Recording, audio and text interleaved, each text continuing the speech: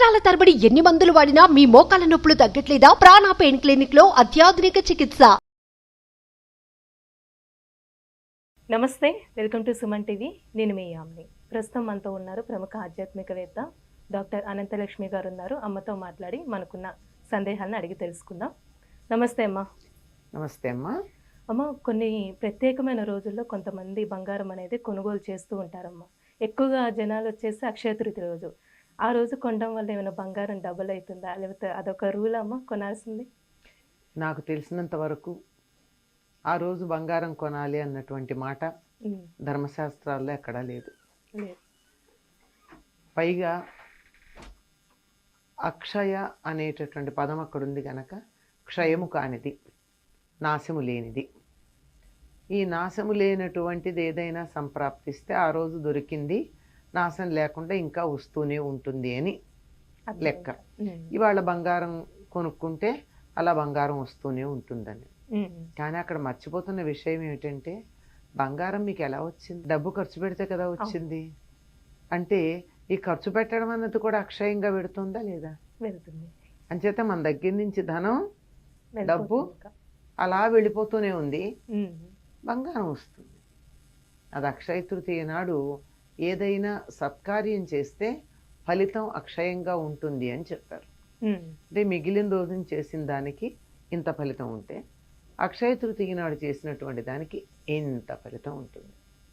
ఒకవేళ మనకి అనుకోకుండా బంగారం ఎవరైనా ఇచ్చినట్టయితే, మనకు అనుకోకుండా బంగారం లభించినట్టయితే, అది ఎప్పుడో రావాల్సింది రాక ఆనాడు వచ్చినట్టయితే అదేమన్నా అక్షయంగా ఉండే అవకాశం ఉంది తప్ప, బంగారం కొంటే అక్షయ తృతీయ నాడు అలా అక్షయంగా బంగారం వస్తుంది అని చెప్పలేం. ఒకవేళ వచ్చినా అంత డబ్బు ఖర్చే అవుతుంది. కానీ అక్షయ తృతీయ నాడు ఏం చేయాలని చెప్పబడిందంటే, వేసవికాలం వస్తుంది కనుక చక్కగా గొడుగు, తెల్లని వస్త్రాలు, చెప్పులు, ప్రప ఇవి దానం చేయాలి. ప్రప అంటే చలివేంద్రం అంటారు. చలివేంద్రం తెలుసా? చలివేంద్రం అంటే చల్లని నీళ్లు పెట్టి ఉచితంగా అందరికీ నీళ్ళు ఇచ్చేది. ఇవి చెయ్యాలి.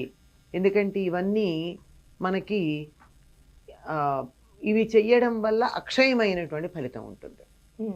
మామూలు రోజున ఒక గ్లాసులో మంచినీళ్ళు ఇచ్చిన దానికన్నా ఈనాడు గనక ఒక చలివేంద్రాన్ని ఏర్పాటు చేస్తే దానివల్ల అంతులేనటువంటి ఫలితం లభ్యమవుతుందన్నారు. ఎందుకంటే ఇదంతా రాబోయేదంతా వేసవికాలం. ఈ వేసవి కాలంలో అవతల మనుషులకి ఏం కావాలో అది ఇవ్వటం మంచిది. బంగారం దానం చేయడం కూడా మంచిది. అది కష్టమేమమ్మా. ఎందుకు కష్టమమ్మా? నాకు బంగారం కావాలంటే నువ్వు నాకు దానం చేసావు అనుకో, నీకు బోల్డ్ బంగారం వస్తుంది. దానం చేసినందువల్ల ఫలితం వస్తుంది. మామూలు అప్పుడు ఇంత ఒక గ్రాము బంగారం దానం చేస్తే ఎంత ఫలితం వస్తుందో, ఇవాళ 1 గ్రాము బంగారం దానం చేస్తే అక్షయమైన ఫలితం వస్తుంది. అది నీకు ఉపయోగపడుతుంది. నువ్వు నాకు ఇచ్చావు అనుకో, ఇవాళ నాకు బంగారం వచ్చింది కనుక సంవత్సరం అంతా వస్తూనే ఉంటుంది. ఇలా ఆలోచించాలి. కానీ ఆనాడు చేయవలసింది మాత్రం ఇదమ్మా.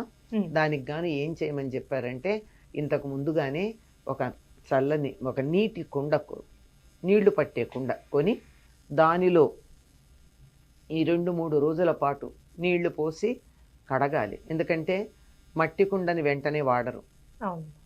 అంచేత 2-3 రోజులు నీళ్లు పోసి కడిగి శుభ్రం చేసి ఉంచి, ఇవాళ అంటే అక్షయ తృతీయ నాడు దాని నిండా సుగంధభరితమైనటువంటి నీటిని పోయాలి. అంటే యాలకు పొడి అలాంటివి, లేదా వట్టి వేళ్ళు అలాంటివి కొద్దిగా ఉపయోగపడతాయన్నవి వేసి ఆ నీళ్లు చల్లబడ్డాక పైన మూత పెట్టి, అది కుండతో మట్టి మూకుడే పెట్టి అది ఒక బ్రాహ్మణుడికి దానం ఇచ్చినట్టయితే అంతులేనటువంటి ఫలితం లభ్యమవుతుంది. అలాగే వచ్చేది వేసవికాలం గనక తెల్లని వస్త్రాలు, చెప్పుల జత, గొడుగు, అలాగే వారందరూ తినడానికి కావాల్సినటువంటి ఆహార పదార్థాలు, తీపి పదార్థాలు, ఇట్లాంటివి అంటే మిఠాయిలు లాంటివి చేసి ఇవి దానం చేస్తే ఫలితం ఉంటుంది, అంతులేని ఫలితం ఉంటుంది. ఇదమ్మా అక్షయ తృతీయ గురించి మనకి పెద్దలు చెప్పినటువంటి మాట. అంతేగాని అక్షయ తృతీయ నాడు బంగారం కొంటే అంతులేని బంగారం వస్తుందంటే ఈ పాటికి అందరి ఇళ్లలోనూ వాళ్ళు బంగారం ఉండాలి. అవును. ఈ మధ్య కాలంలో 15-20 సంవత్సరాలుగా ఇది ఒక పెద్ద స్లోగన్ అయింది. అంతకుముందు మనం ఈ మాటలు ఎరగం కదా. అంతే. అలా అయినట్టయితే ఎంతమందో కొన్నారు, కొన్న వాళ్ళందరి ఇళ్లలో ఈ ఇళ్ళు బంగారంతో నిండిపోయి ఉండాలిగా ఈ పాటికి. లేదు ఇంకా లేవు కదా. అమ్మ, ఒకవేళ మనం ఆ రోజు బంగారం కొనుక్కున్నామే అనుకోండి, అది మన అమ్మవారి దగ్గర పెట్టాలంటారా? అసలు ఏం చేస్తే మంచిదంటారు? అంటే మీకు ఏదన్నా అవసరం ఉండి తర్వాత పెళ్ళిళ్ళు ఉండి ఇంకేదో అవసరం ఉండి కొంటే కొనుక్కోవాలి, కానీ ఇవాళ కొన్నందువల్ల అక్షయంగా బంగారం వస్తూ ఉంటుందని మాత్రం అదే కొంచెం అనుకోక్కర్లేదు. మామూలుగా ఎప్పుడైనా సరే మనం బంగారం కొన్నా ఏం కొన్నా దేవుడి దగ్గర పెట్టే వాడుకుంటాం కదమ్మా. ఈరోజు కూడా అక్కడే పెట్టి వాడుకుంటే బాగుంటుంది. అసలు ఈ బంగారం అన్న పదం ఎందుకు వచ్చిందంటే ఒక చిన్న ఊహ చేయాల్సిన అవసరం ఉంది. సాధారణంగా ఇంట్లో పెద్దవాళ్ళు కానీ కొంతమంది గురువులు కానీ శిష్యుల్ని బంగారం అని పిలుస్తూ ఉంటారు. ఎందుకు పిలుస్తారు? లోహాలన్నింటిలోకి ఉత్తమమైనటువంటి లోహం బంగారం. తక్కువ స్థాయికి సంబంధించిన లోహాలని ఉత్తమ స్థాయికి చెందిన వాటిగా మార్చేటటువంటి ప్రక్రియ కూడా మన వాళ్ళకి తెలుసు. స్వర్ణ విద్య అంటారు. ఆ విధంగా ఇనప ముక్కల్లాగా ఉన్నటువంటి వాళ్ళందరూ బంగారంలాగా మారాలి అనే ఉద్దేశం ఇందులో ఉండుంటుంది తప్ప బంగారమే కొనాలి అనేటటువంటి ఉద్దేశం ఉన్నది అని అనుకోవడానికి వీల్లేదు. ఈ రోజుకి చాలా ప్రత్యేకతలు ఉన్నాయమ్మా. బంగారం కొనడం గురించే మనం మాట్లాడుతున్నాం. ఇంకేమున్నాయమ్మా ప్రత్యేకతలు? సింహాచలంలో చందనోత్సవం చేస్తారు అక్షయ తృతీయ నాడు. దానికి ముందే ఏర్పాట్లన్నీ చేసుకుని ఉంటారు. ముందు రోజు వలుపు ఉత్సవం చేస్తారు, ఆ తర్వాత ఇవాళ చందనం పూస్తారు. చాలా విశేషంగా ఉంటుంది. ఈనాడు చందనం ఎవరికైనా దానం ఇస్తే కూడా చాలా మంచిది. ఎందుకంటే వేసవికాలం వస్తుంది అంటే శరీరానికి చెమట పడుతుంది. చెమట పట్టడంతో పాటుగా సెగ్గడ్డలు మొదలైనవి లేస్తాయి, వేడి చేస్తూ ఉంటుంది. ఈ చందనం వేడిని తగ్గిస్తుంది, పైన గడ్డలు వస్తే అవన్నీ బాగు చేస్తుంది, తర్వాత చెమట పట్టి వాసన లేకుండా చేస్తుంది, ఆహ్లాదకరంగా ఉంటుంది.